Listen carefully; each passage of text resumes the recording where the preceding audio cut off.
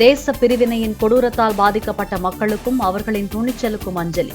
இன்று தேச பிரிவினை தினம் அனுசரிக்கப்படுவதை ஒட்டி பிரதமர் நரேந்திர மோடி கருத்து பதிவு. 78வது சுதந்திர தினத்தை ஒட்டி தனது வீட்டின் மீது மூவர்ண கொடியை பறக்கவிட்ட மத்திய உள்துறை அமைச்சர் அமித்ஷா. ஜம்மு காஷ்மீரில் தீவிரவாதிகளுக்கு எதிரான தேடுதல் வேட்டையை முன்னின்று நடத்திய ராணுவ கேப்டன் உயிரிழப்பு. தோடா மாவட்டத்தில் நடந்த ஆபரேஷன் அசாரின் போது கேப்டன் தீபக் சிங் வீரமரணமடைந்ததாக தகவல். ஜம்மு காஷ்மீரில் தோடா பகுதியில் நடைபெற்று வரும் துப்பாக்கிச் சண்டையில் 4 தீவிரவாதிகள் சுட்டுக் கொல்லப்பட்டதாக தகவல். ஷிவ்கர் அசார் பகுதியில் ராணுவத்தினர் மேற்கொண்ட தேடுதல் பணியின் போது தீவிரவாதிகளுடன் துப்பாக்கிச் சண்டை. தேசிய பாதுகாப்பு ஆலோசகர் ராணுவ தளபதி உபேந்திரா திவேதி உள்ளிட்டோருடன் பாதுகாப்பு அமைச்சர் ராஜ்நாத் சிங் முக்கிய ஆலோசனை. ஜம்மு காஷ்மீரில் அதிகரித்துள்ள தீவிரவாத தாக்குதல் சம்பவங்கள் குறித்த ஆலோசனையில் பிற பாதுகாப்பு படை தலைவர்களும் பங்கேற்பு. சுதந்திர தினத்தை ஒட்டி நாளை ஆளுநர் அளிக்கும் தேநீர் விருந்தை புறக்கணிப்பதாக திமுக அறிவிப்பு. அரசு சார்பில் யார் பங்கேற்பார்கள் என்பது பற்றி இன்று மாலை முடிவாகும் என தகவல். சுதந்திர தினத்தை ஒட்டி நாளை ஆளுநர் அளிக்கும் தேநீர் விருந்தில் அதிமுக பங்கேற்கிறது. திமுகவின் கூட்டணி கட்சிகள் ஆளுநரின் தேநீர் விருந்தை புறக்கணிப்பதாக அறிவித்த நிலையில் அதிமுக பங்கேற்பு. சுதந்திர தினத்தை முன்னிட்டு நாடு முழுவதும் காவல் மற்றும் மத்திய புலனாய்வு பிரிவைச் சேர்ந்த 1037 பேருக்கு குடியரசுத் தலைவர் விருது அறிவிப்பு. சிபிஐ, மத்திய ரிசர்வ், மாநில காவல்துறை, தீயணைப்புத்துறை, ஊர்காவல் படை உள்ளிட்ட பிரிவில் பணிபுரியும் அதிகாரிகளுக்கு விருது. நெடுஞ்சாலைத்துறையில் உதவியாளர் பணியிடத்திற்கு தேர்வானவர்களுக்கு பணி நியமன ஆணைகளை வழங்கினார் முதலமைச்சர் மு க ஸ்டாலின். 180 பேருக்கு வழங்கப்படும் அடையாளமாக 10 பேருக்கு நியமன ஆணை வழங்கப்பட்டது. அரசு பாடப்புத்தகத்தில் படிக்கும் தனியார் பள்ளி மாணவர்களுக்கான புத்தகங்களின் விலை 40% வரை உயர்த்தப்பட்டுள்ளதாக இபிஎஸ் கண்டனம். தமிழ்நாடு பாடநூல் நிறுவனத்தின் நடவடிக்கையால் மாணவர்கள் மட்டும் இன்றி போட்டித் தேர்வர்களும் பாதிக்கப்படலாம் என கருத்து. காகிதம், மேல் அட்டை விலை மற்றும் அச்சுக்கூலி உயர்வு காரணமாகவே பாடப்புத்தக விலை உயர்த்தப்பட்டதாக அமைச்சர் அன்பில் மகேஷ் விளக்கம். அரசு மற்றும் அரசு உதவி பெறும் பள்ளி மாணவர்களுக்கு தொடர்ந்து விலையில்லா பாடப்புத்தகங்கள் வழங்கப்பட்டு வருவதாகவும் அறிக்கை. தமிழ்நாட்டில் தேசிய கொடி ஏந்தி பாஜகவினர் பைக்கில் செல்லும் பேரணிக்கு நிபந்தனையுடன் அனுமதி வழங்கியது சென்னை உயர்நீதிமன்றம். தேசிய கொடி ஏந்தி திருப்பூர் குமரன் உயிர் தியாகம் செய்த நிலையில் தேசிய கொடி ஏந்தி பேரணி செல்ல அனுமதி மறுத்தது துரதிருஷ்டவசமானது என்று கருத்து.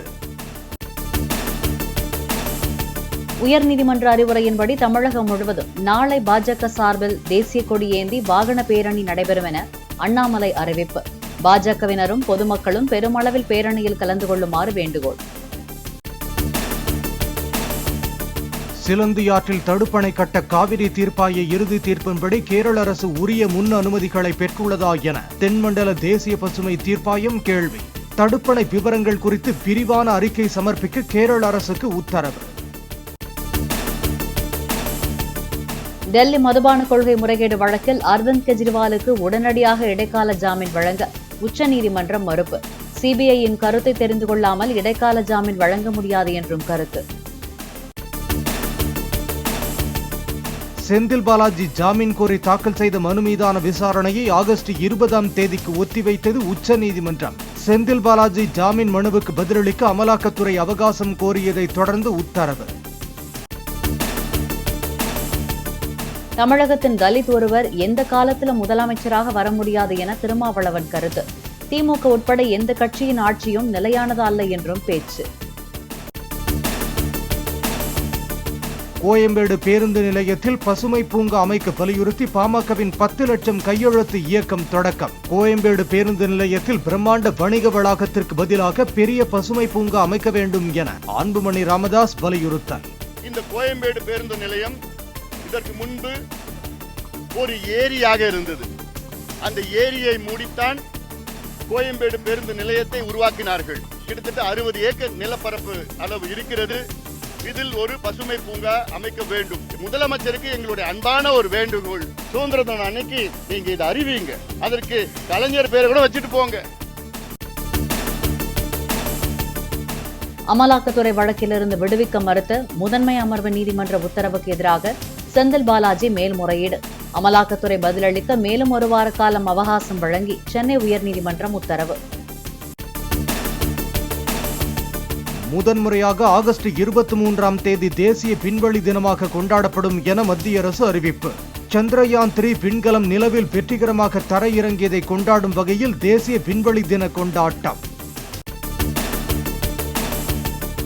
ஸ்ரீவில்லிபுத்தூர் அருகே மாயத்தேவன்பட்டியில் ஜெயந்தி பட்டாசு ஆலையில் நிகழ்ந்த வெடிவிபத்தில் 2 பேர் பலி. வெடிமருந்து தயாரிப்புக்கான வேதிப்பொருட்கள் உள்ளிட்டவற்றை லாரியிலிருந்து இறக்கிக் கொண்டிருந்த போது வெடிவிபத்து என தகவல். ஆம்ஸ்டாங் கொலை வழக்கில் கைது செய்யப்பட்ட ரவுடி நாகேந்திரனை 3 நாள் போலீஸ் காவலில் வைத்து விசாரிக்க எழும்பூர் நீதிமன்றம் அனுமதி.